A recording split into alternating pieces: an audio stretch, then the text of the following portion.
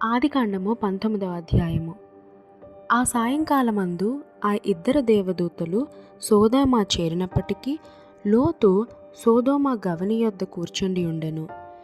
లోతు వారిని చూచి వారిని ఎదుర్కొనుటకు లేచి సాష్టాంగ నమస్కారము చేసి, నా ప్రభువులారా, దయచేసి మీ దాసుని ఇంటికి వచ్చి రాత్రి వెళ్ళబుచ్చి కాళ్ళు కడుక్కొనుడి. మీరు పెందలకడ లేచి మీ త్రోవను వెళ్ళవచ్చుననెను. అందుకు వారు, అలాగ కాదు, నడివీధిలో రాత్రి వెళ్ళబుచ్చెదమని చెప్పిరి. అయినను అతడు మిక్కిలి బలవంతము చేసినప్పుడు వారు అతని తట్టు తిరిగి అతని ఇంట ప్రవేశించిరి. అతడు వారికి విందు చేసి పొంగని రొట్టెలు కాల్చగా వారు భోజనము చేసిరి. వారు పండుకొనక ముందు ఆ పట్టణస్థులు అనగా సోదొమ మనుష్యులు, బాలురును, వృద్ధులను, ప్రజలందరూ నలుదిక్కుల నుండి కూడివచ్చి ఆ ఇల్లు చుట్టువేసి లోతును పిలిచి, ఈ రాత్రి నీ యొద్దకు వచ్చిన మనుషులెక్కడా? మేము వారిని కూడనట్లు మా యొద్దకు వారిని వెలుపలికి తీసుకొని రమ్మని అతనితో చెప్పగా, లోతు వెలుపల ద్వారమునొద్దనున్న వారి దగ్గరకు వెళ్ళి తన వెనుక తలుపు వేసి, అనలారా, ఇంత పాతకము కట్టుకొనుకుడి. ఇదిగో, పురుషుని కూడని 2 కుమార్తెలు నాకున్నారు. సెలవైతే వారిని మీ యొద్ద వెలుపలికి తీసుకొని వచ్చేదను. వారిని మీ మనస్సు వచ్చినట్లు చేయుడి. ఈ మనుషులు నా ఇంటి నీడకు వచ్చి ఉన్నారు గనుక వారిని మీరేమి చేయకూడదని చెప్పినప్పుడు వారు, నీవు అవతలకు పొమ్మనిరి. మరియు వారు, నీవెవడవో మనలోనికి పరదేశిగా వచ్చి తీర్పరిగా నుండా చూచుచున్నాడు. కాగా వారికంటే నీకు ఎక్కువ కీడు చేసేదమని చెప్పి లోతు ఆ మనుష్యుని మీద దొమ్ముగా పడి తలుపు పగలగొట్టుటకు సమీపించిరి. అయితే ఆ మనుషులు తమ చేతులు చాపి లోతును ఇంటి లోపలికి తమ యొద్దకు తీసుకొని తలుపు వేసిరి. అప్పుడు వారు పిన్నలు మొదలుకొని పెద్దల వరకు ఆ ఇంటి ద్వారము దగ్గరనున్న వారికి కనుమబ్బు కలుగుజేయగా వారి ద్వారము కనుగొనలేక విసిగిరి. అప్పుడు ఆ మనుషులు లోతుతో, ఇక్కడ నీకు మరి ఎవరున్నారు? నీ అల్లుని, నీ కుమారులను, నీ కుమార్తెలను ఈ ఊరిలో నీకు కలిగిన వారిని అందరినీ వెలుపలికి తీసుకుని రమ్ము. మేము ఈ చోటు నాశనం చేయవచ్చితిమి. వారిని గూర్చిన మొర యెహోవా సన్నిధిలో గొప్పదాయను గనుక దాని నాశనం చేయుటకు యెహోవా మమ్మను పంపినని చెప్పగా, లోతు బయటికి వెళ్ళి తన కుమార్తెలను పెండ్లాడనయ్యున్న తన అల్లులతో మాటలాడి, లెండి, ఈ చోటు విడిచిపెట్టి రండి. యెహోవా ఈ పట్టణంను నాశనం చేయబోచున్నాడని చెప్పెను. అయితే అతడు తన అల్లుల దృష్టికి ఎగతాళి చేయువాని వలె నుండెను. తెల్లవారినప్పుడు ఆ దూతలు లోతును త్వరపెట్టి, లెమ్ము, ఈ ఊరి దోషశిక్షలో నశించిపోకుండా నీ భార్యను, ఇక్కడున్న నీ 2 కుమార్తెలను తీసుకొని రమ్మని చెప్పిరి. అతడు తడువు చేసెను. అప్పుడు అతని మీద యెహోవా కనికరపడుట వలన ఆ మనుషులు అతని చేతిని, అతని భార్య చేతిని, అతని 2 కుమార్తెల చేతులను పట్టుకొని వెలుపలికి తీసుకొని వచ్చి ఆ ఊరి బయట నుంచిరి.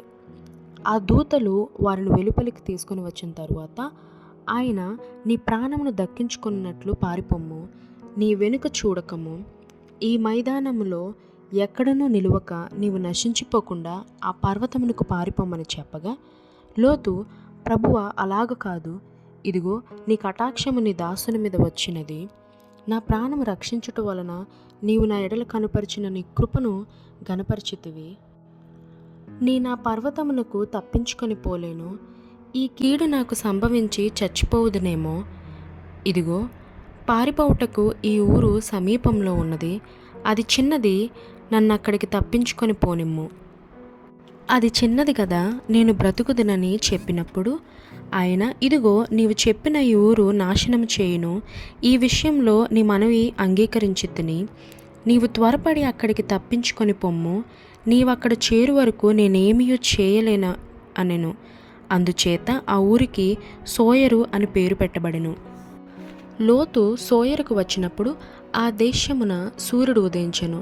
అప్పుడు యెహోవా సోదొమ మీదను గొమొర్రా మీదను యెహోవా యొద్ద నుండి గంధకమును, అగ్నిని ఆకాశము నుండి కురిపించి ఆ పట్టణములను, ఆ మైదానం అంతటిని, ఆ పట్టణములలో నివసించిన వారినందరినీ, నేల మొలకలను నాశనము చేసెను. అయితే లోతు భార్య అతని వెనుక నుండి తిరిగి చూచి ఉప్పు స్తంభమాయెను.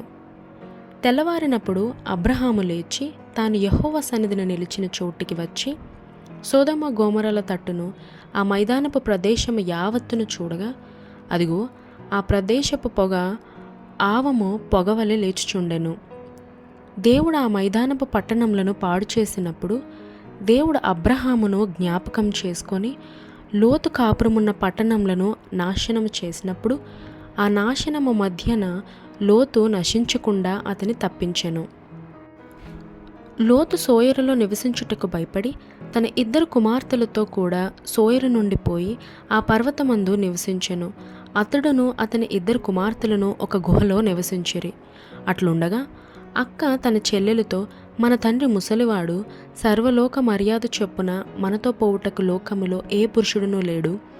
మన తండ్రికి ద్రాక్షారసము త్రాగించి అతనితో శయనించి మన తండ్రి వలన సంతానము కలుగజేసుకుందాము రమ్మని చెప్పెను. ఆ రాత్రి వారు తమ తండ్రికి ద్రాక్షారసం త్రాగించిన తరువాత అతని పెద్ద కుమార్తె లోపలికి వెళ్ళి తన తండ్రితో శయనించెను. కానీ ఆమె ఎప్పుడు శయనించెనో ఎప్పుడు లేచిపోయెనో అతనికి తెలియలేదు. మరునాడు అక్క తన చెల్లెలను చూచి, నిన్నటి రాత్రి నా తండ్రితో నేను శయనించితిని. ఈ రాత్రి అతనికి ద్రాక్షారసం త్రాగించిన తరువాత నీవు లోపలికి వెళ్ళి అతనితో శయనించుము. అలాగున మన తండ్రి వలన సంతానము కలుగు చేసుకొందుమని చెప్పెను. ఆ రాత్రియు వారు తమ తండ్రికి ద్రాక్షారసం తాగించిరి. అప్పుడు ఆ చిన్నది లేచి అతనితో శయనించెను. ఆమె ఎప్పుడు శయనించెనో ఎప్పుడు లేచిపోయానో అతనికి తెలియలేదు. అలాగున లోతు యొక్క 2 కుమార్తెలు తమ తండ్రి వలన గర్భవతులైరి. వారిలో పెద్దది కుమారుని కని వానికి మోయాబను పేరు పెట్టెను. అతడు నేటి వరకు మోయాబీయులను మూలపురుషుడిగా ఎంచబడెను. చిన్నది కూడా కుమారుని కని వానికి బెన్నమ్మి అని పేరు పెట్టెను. అతడు నేటి వరకు అమ్మోనీయులకు మూలపురుషుడిగా ఎంచబడెను.